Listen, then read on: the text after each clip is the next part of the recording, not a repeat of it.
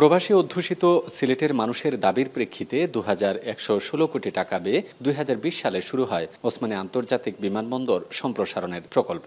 সুপরিসর বিমানের পার্কিং সুবিধা, passenger handling ব্যবস্থাপনায় আধুনিকায়ন, আন্তর্জাতিক টার্মিনাল ভবন, কার্গো ভবন সহ নানা অবকাঠামোগত কাজ শুরু করে বেইজিং আরবান কনস্ট্রাকশন গ্রুপ। কিন্তু 4 বছরে প্রকল্পের বাস্তব অগ্রগতি হয়েছে মাত্র 1/4।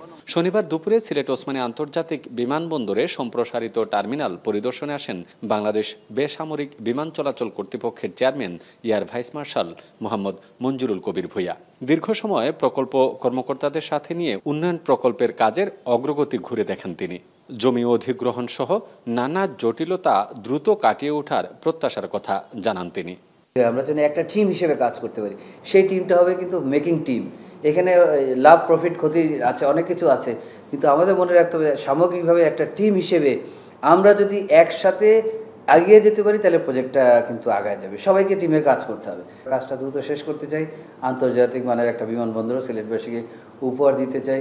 জানান, নকশায় কিছুটা পরিবর্তন আনা হয়েছে।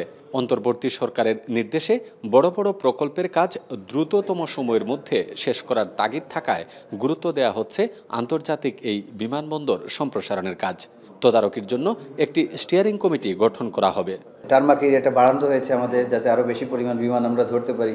তো কার্গো এরিয়াতে এখন আমরা দেখেছি কার্গো এরিয়াটাই আরেকটু আন্তর্জাতিক মানের করার জন্য ছোটোখাটো পরিবর্তন আনা হয়েছে। যে পরিবর্তন করতে যে আবার একটু বড় পরিবর্তন হয়েছে, সেই টোটাল পরিবর্তনটা করে ডিজাইন ড্রয়িংস করে রেডি করতে একটু সময় লেগে গেছে। সিলেট বিমানবন্দরে বর্তমান অ্যাপ্রোচের কার্গো হ্যান্ডলিং ক্ষমতা বছরে 40,000 টন। সেটিকে 1 লাখ টনে উন্নীতের লক্ষ্য নতুন কর্তৃপক্ষের।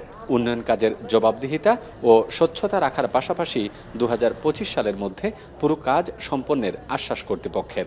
এখনো যদি আমরা ফুল স্কিমে শুরু করি 1.5 ইয়ারের আগামী, আপনাকে 6 মাস বলে গেলাম, রিয়েলিটির সাথে যাবে না। সো এখনও যদি আমরা ফুল সুইং শুরু করি তাহলে it will take 1.5 year. But আমাদের এফোর্ট থাকবে যত তাড়াতাড়ি সম্ভব তত শেষ করা এবং রেভিনিউ জেনারেট করা। 2002 সালে সিলেট বিমানবন্দরকে আন্তর্জাতিক বিমানবন্দর হিসেবে ঘোষণা করা হয়। তবে 2006 সাল থেকে সীমিত পরিসরে আন্তর্জাতিক ফ্লাইট ওঠানামা শুরু করে বিমানবন্দরটিতে। অনেক স্বপ্ন নিয়ে সিলেট ওসমানী আন্তর্জাতিক বিমানবন্দরের উন্নয়ন সম্প্রসারণের কাজ শুরু হয়েছিল 2020 সালে। দীর্ঘ এই 4 বছরে বিমানবন্দরের কাজ হয়েছে মাত্র 22%। বাংলাদেশ বেসামরিক বিমান চলাচল কর্তৃপক্ষ বলছে এই কাজটিকে এখন তারা গুরুত্ব দিয়ে করতে চায়, যার জন্য সময় লাগবে আরও 1.5 বছর। যদি 1.5 বছরের মধ্যে এটি সম্পন্ন করা সম্ভব হয় তাহলে এই বিমানবন্দরের বর্তমান যাত্রীর যে ধারণ ক্ষমতা সেটি 6 লাখ থেকে 20 লাখে উন্নীত করা সম্ভব। আর এই বিমানবন্দরটি হবে দেশের অর্থনীতির জন্য বৈদেশিক মুদ্রার এক অন্যতম ক্ষেত্র। গুলজার আহমেদ, এখন Sylhet. Colour expert, George sap এবং মাইল্ড অন হ্যান্ডস টেকনোলজি সমৃদ্ধ অরিক্স ক্রিস্টাল ওয়াশ আপনার লন্ড্রি এক্সপার্ট।